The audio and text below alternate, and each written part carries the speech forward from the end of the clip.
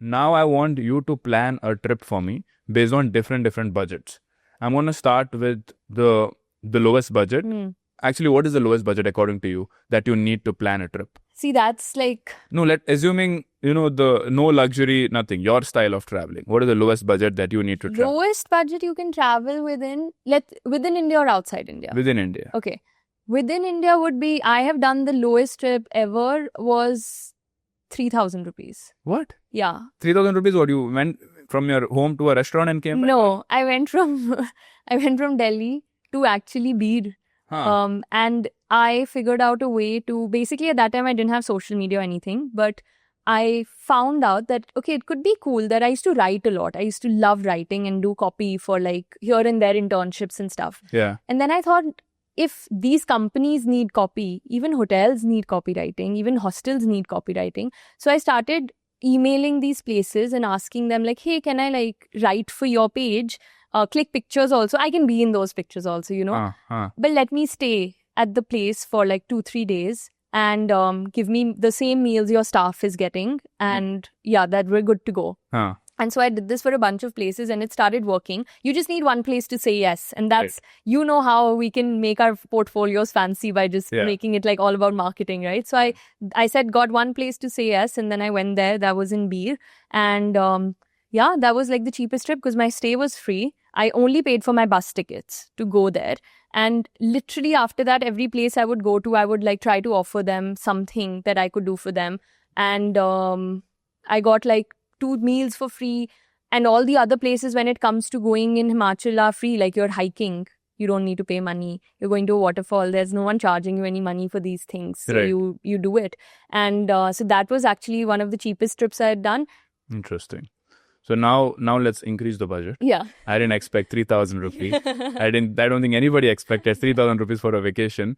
But now let's go to 50,000 rupees. 50,000 rupees in the time of the year that we are in right now, August to October. What are your top picks?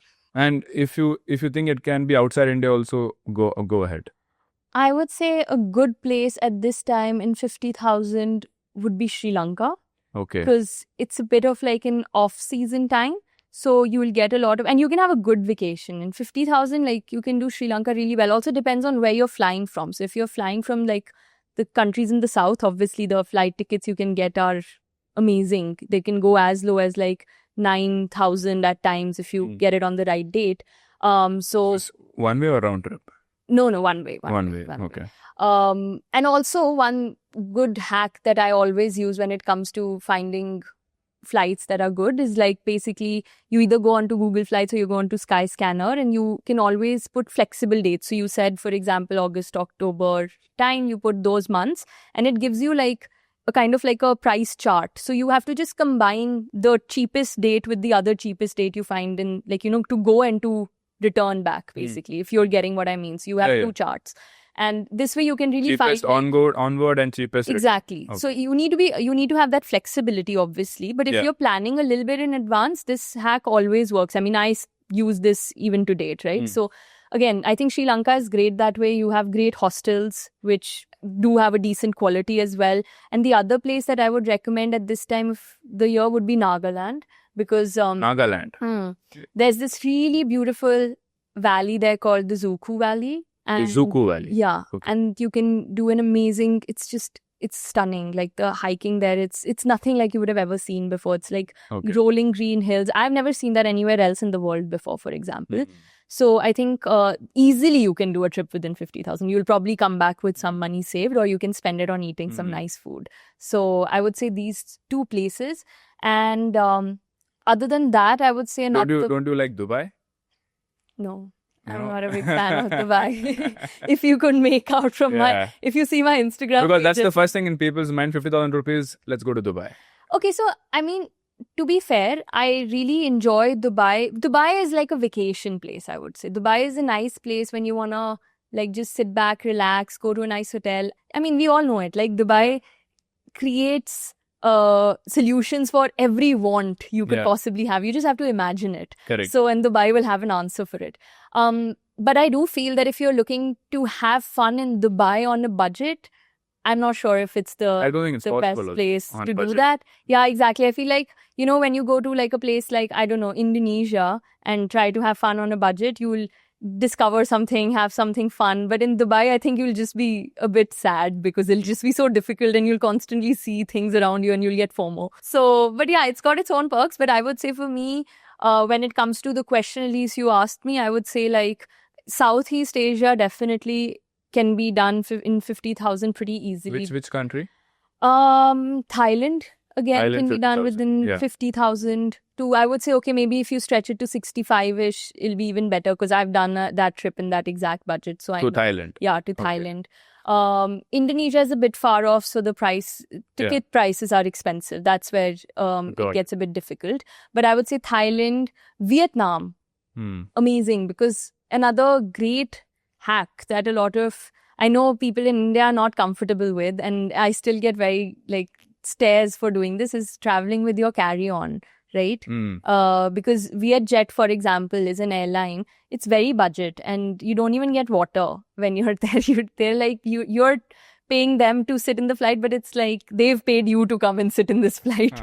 But it gets you from place A to place B. That's what a flight is supposed to do. And it's really, you can get some crazy deals and you can reach Vietnam. And I would say Vietnam is probably the place where you can get the best buck for your money, basically, the best experience. Because you've got such diversity in the country. Like you can go from being in a very hectic city and eating a lot of great food and doing all of that to then going to from Hanoi or Hoi An and then going to like Sapa, which is up north. And there you have rice fields and like hiking and a completely different experience. So you're in one country, still not as big as obviously India. So you don't need to spend so much time traveling between, you know, two cities, but you can have totally different experiences and on a great budget. So I would recommend Vietnam as well. Got it. All right. Now let's increase our budget. 1 lakh travel budget from the months of August to October. What are the best locations?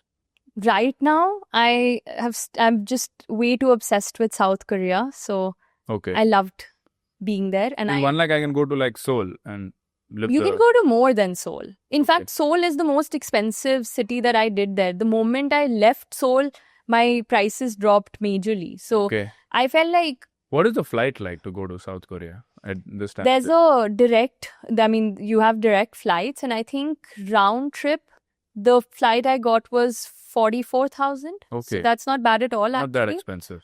In fact, a hack would be that you can take a flight to Singapore for like, let's say, a like really cheap flight. You get whatever, you try to find the cheapest day you're getting a flight to Singapore.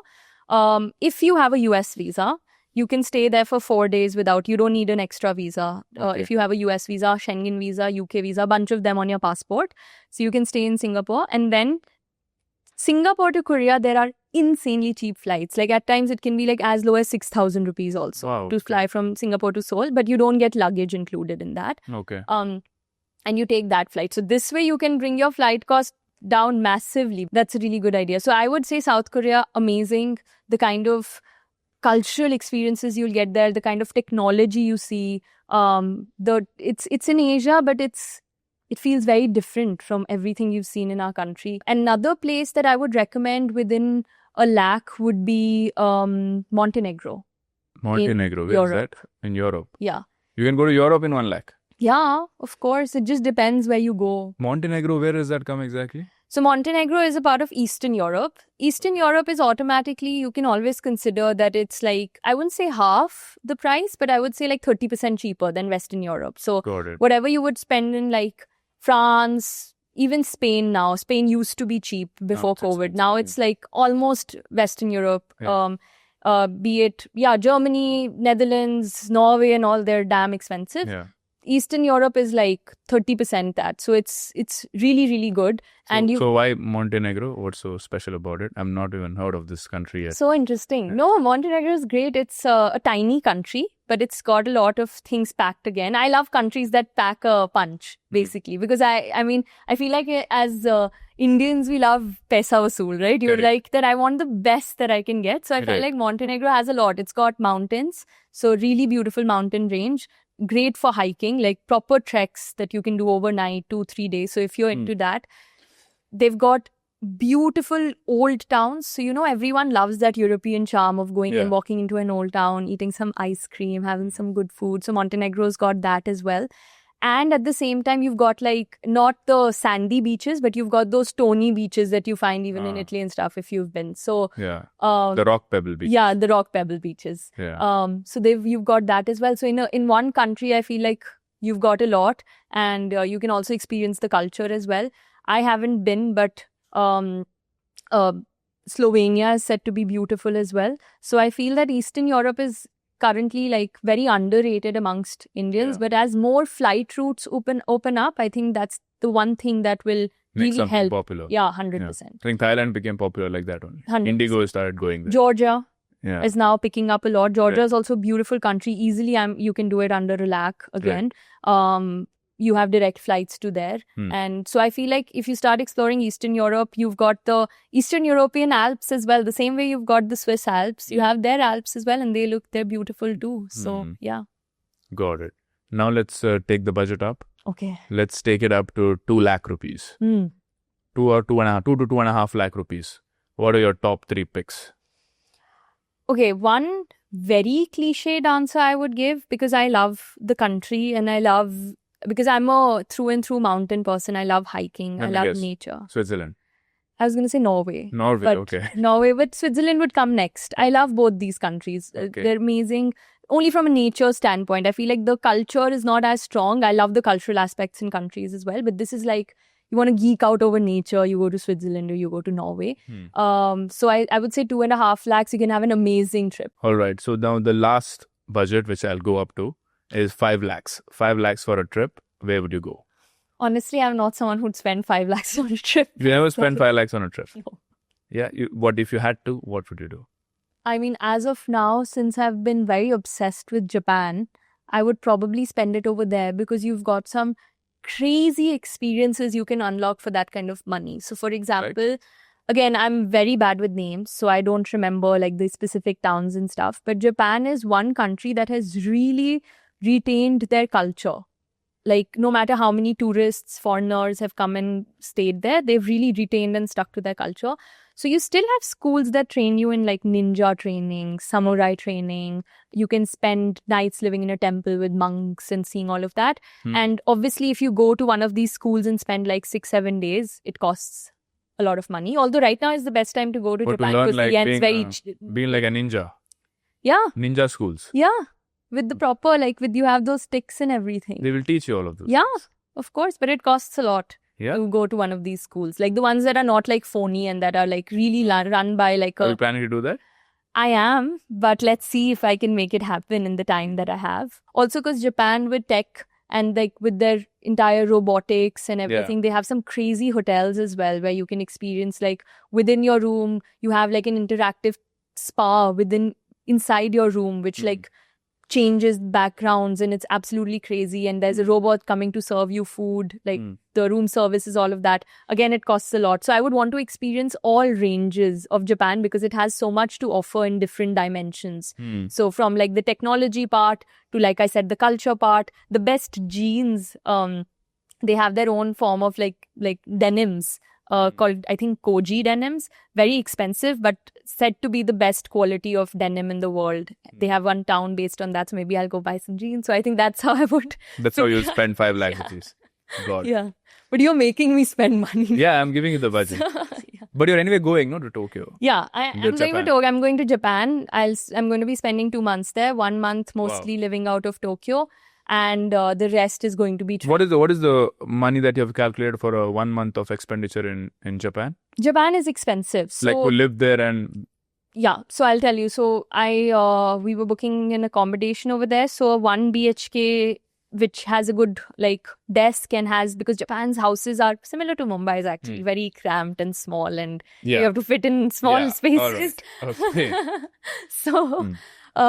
So they have it very, like, it's very similar. So I was trying to find an apartment that had good windows and stuff like that. And it was around 2 lakhs. What? per month. 2 lakhs per 1 BHK. Yeah, for a 1 BHK with like a living room and a workroom. So like a small office/study. So around 2-ish lakhs for a month for that. And then obviously if I was looking at the gym and stuff, the gym was coming out to be around 4,000 a month. Not Okay. bad, That's not but bad. still like I'm talking about a decent gym. In Mumbai, there are gyms which cost more. Yeah, in India you can find, like I said, you can go through all ranges. Yeah, I've also trained in a gym in Hampi that was like 50 rupees a day. So Okay. it's like you can find whatever you want to in India. Glad you made it till here. If this gave you even one idea to improve your finances, send it to a friend. Helping them might just make you the smartest person in their group chat. And don't miss the full episode on Finance with Sharan. There's a lot more where this came from.